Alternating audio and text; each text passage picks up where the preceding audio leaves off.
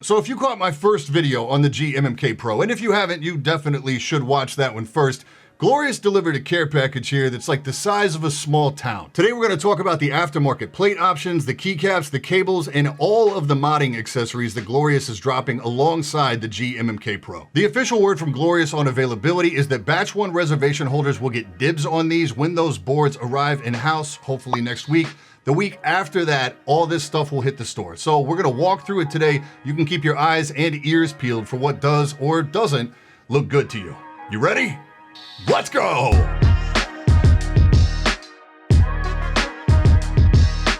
We're going to open up the conversation today talking about the add-on plates for the GMMK Pro. The standard plate that ships is aluminum. The visible parts of the plate are finished really well, and the plate and the case are essentially a perfect match. Given how and who this keyboard is marketed to, I actually think it confuses the issue to even have these available, as if you're not already keyboard savvy, it's tough from a customer standpoint to understand why you would even want to go with one of these, one costing $20, the other one costing $50. I will say too that the process to complete a plate swap is labor intensive. It's like 12 screws all around the outside, plus the center 2 screws and standoffs, and the screws differ in size based on location, so you need to stay really organized. So first up is the brass plate for $49.99. I think it's brass. It's probably brass. It's a little rough. It's brushed on the outside, bead blasted maybe on the underside. The little clipped sections actually look like they're painted. Mine came really warped out of the box as well.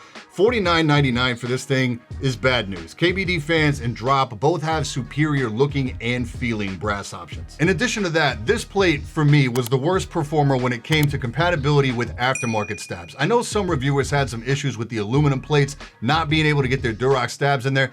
I didn't have that issue at all with my aluminum plate, but this brass one definitely gave me a hard time. With the Durock V2s, I had to use force to get these into the smaller stab locations, and the spacebar was a complete no-go. Normally, a brass plate makes for a really firm typing experience, but the stock typing experience of the GMMK Pro is already firm. I don't think you gain much here going with the brass, and between the high price tag, the fact that it's tool punched versus laser cut, and the stab fitment issues, this is a miss for me. You can also buy a polycarbonate plate for $19.99. It's textured plastic, higher flexibility, like way higher. This is the most flexible keyboard plate I've ever seen. When I felt it, I doubted it could even be used as a plate, but the assembly on the GMMK Pro comes into play here again, so it's super stiff, like really rigid in hand. Stop. So the end result here is still no flex or bounce. For me, it doesn't really affect the feel to any great degree. It does change the acoustics a bit though. Gives it like a more plasticky sound, for lack of a better way to describe it. It does have one unique side effect, which you may see as a pro or a con. It allows for light leak, so in effect it turns the entire key bed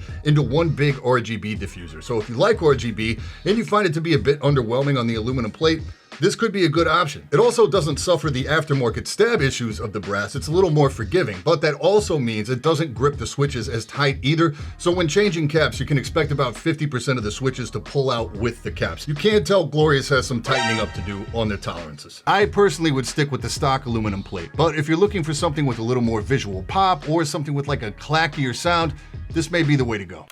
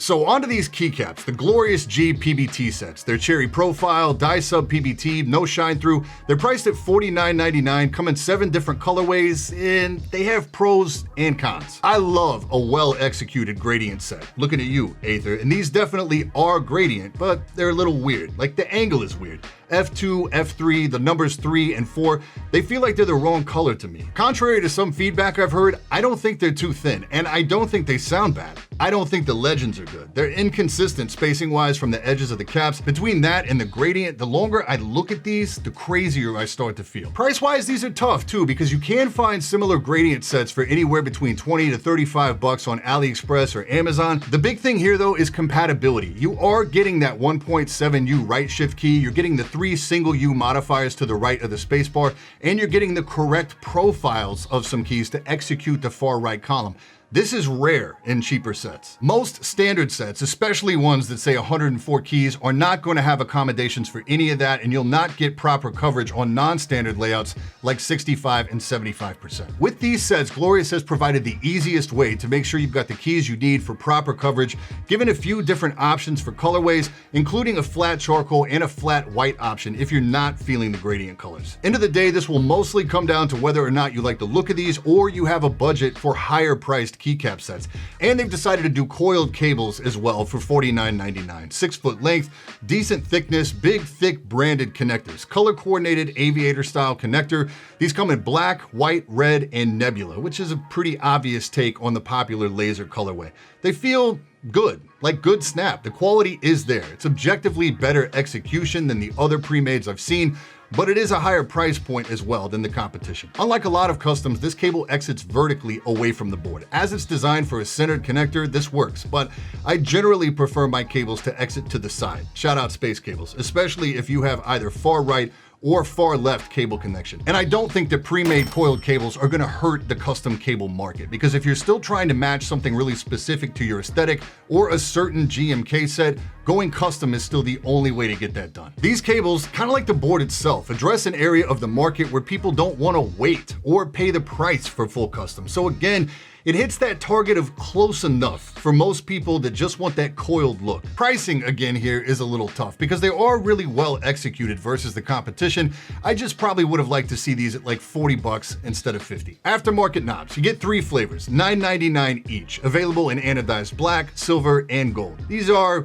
okay. Aluminum outer with a plastic core, so not exactly Rama, but it's 10 bucks. So again, close enough. I do want to touch on the goat stabs again real quick, because the ones you get in the individual pack differ from the ones that come installed in the board. In the aftermarket set, the housing and stems are identical, but the hardware is gold. The wires are gold. They also have washers, gold, non-insulated. From the factory, the included stabilizers have no washers. And while this PCB doesn't have anything to worry about as far as shorting, I would caution you against trying to put these in another build where those metal washers could be problematic. So the modding accessories, it's wild. Here we go. Switch puller, 8 bucks, based off the Rama design, but stronger. It's good for really getting in tight angles. It's easily better money than the $30 I spent on that Gateron puller recently. I realize it's only 8 bucks, but the paint on this thing doesn't even stand up to pulling a board full of switches one time, and it rubs the paint off on the case and the plate, which luckily does wipe off. But I would love to see a design like this, strong like this, but coated with a rubberized plastic versus whatever paint process they're using here. Plastic switch opener,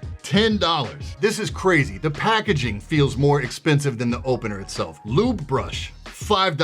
Keycap puller, 10 bucks. I'm sorry, but this just feels hostile to the consumer. They've got to be killing it on the margins with these add-ons. And that brings us to the Lube Station at $34.99. And this I can actually get behind. It's thick, it's heavy, it's stable, a place for everything. It's kind of tricky here because they give you a place to store your switch opener, but only your $10 Glorious one fits. Even a place to put your lube, your brush, your opener, etc. I love the top on this thing versus full acrylic. There's no fingerprints at all, and no shade here. They killed it with this thing. I will likely personally be using this moving forward. Carrying case at 25 bucks. I don't require it, but I like it. It's a bit higher quality than the ones you get included with like the NK65 or the Portico. Everything fits. It's really snug. It's structurally sound. I do wish the carry handle had a bit more slack, as it fits really close to the case itself being mounted behind that zipper seam, but I have no issue with this at 25 bucks if you're someone who's going to be traveling with their board. So there you go. Hopefully that rundown and that commentary gives you a better idea of what is and isn't going to work for you. A big thing they've done here, something I've complimented Drop for in the past, is that they are offering a one-stop shop for